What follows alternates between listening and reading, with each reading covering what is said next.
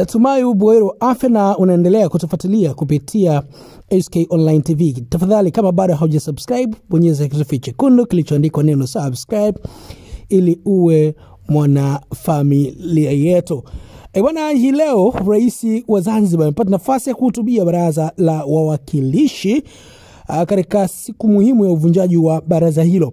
Sambamba na mambo mengine, Mheshimiwa Rais ameeleza bado kuendelea na dhamira yake ya kuhakikisha kwamba anaendelea kuboresha usafiri katika sekta ya usafiri wa baharini, ambapo hii leo amethibitisha kwamba serikali tayari imeshatiliana saini na kampuni ya Synergy Builders kuelekea nchini India kwa ajili ya ujenzi wa boti za kisasa, yani speedboat zitakazokuwa zikifanya kazi kati ya Unguja, Pemba, Tanga, Dar es Salaam. Hii ni katika kutimiza ile azma ambayo Rais Dr. Hussein Ali Mwinyi aliwaahidi wananchi ya kwamba serikali iko mbioni kuhakikisha kwamba inanunua speedboat ili kuweza kurahisisha usafiri, ili kuweza kuondosha changamoto zinazokabili wananchi kutokana na uhaba wa usafiri wa majini.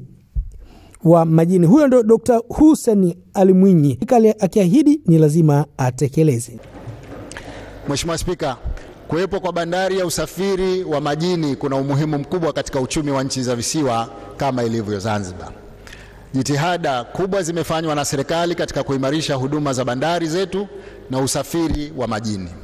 Kwa upande wa bandari, serikali ilifunga mkataba na kampuni ya Africa Global Logistics ili kusimamia uendeshaji wa bandari ya Malindi. Hatua za ujenzi wa bandari kavu ya Maruhubi na kuanza kutumika kumechochea kuongezeka ufanisi katika huduma za bandari. Vile vile, serikali kwa kushirikiana na mwekezaji imeanzisha bandari ya mizigo katika eneo la Fumba na kuimarisha bandari ya mkoani Pemba ambayo sasa imeanza kutoa huduma za kupokea meli za makontena kutoka nje ya nchi.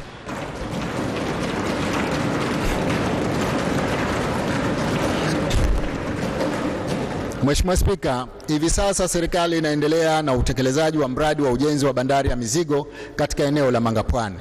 Ujenzi wa miundombinu ya barabara katika eneo la bandari hiyo unaendelea. Katika eneo hili jumla ya nyumba 247 zinaendelea kujengwa kati ya nyumba 370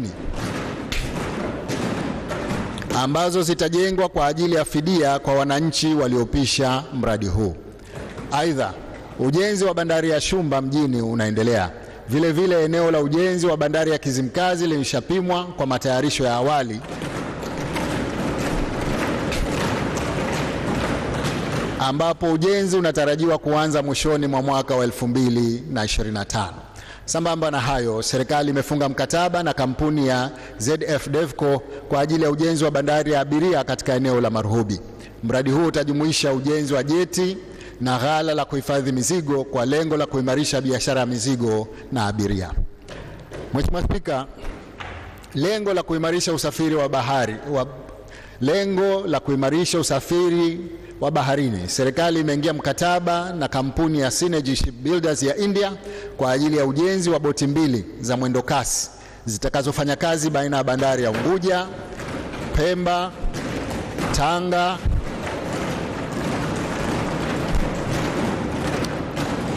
na Dar es Salaam.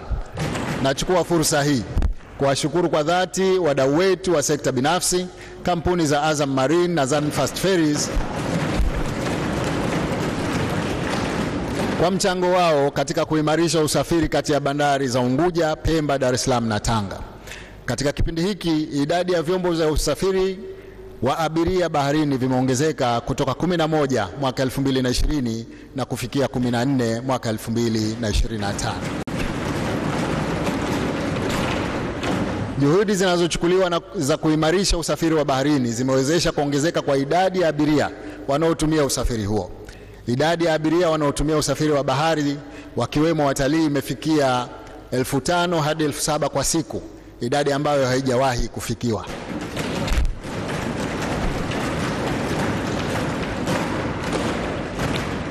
Abiria wanaotumia usafiri wa bahari wameongezeka kutoka 2,280,299 mwaka 2018 hadi 3,138,483 mwaka 2024.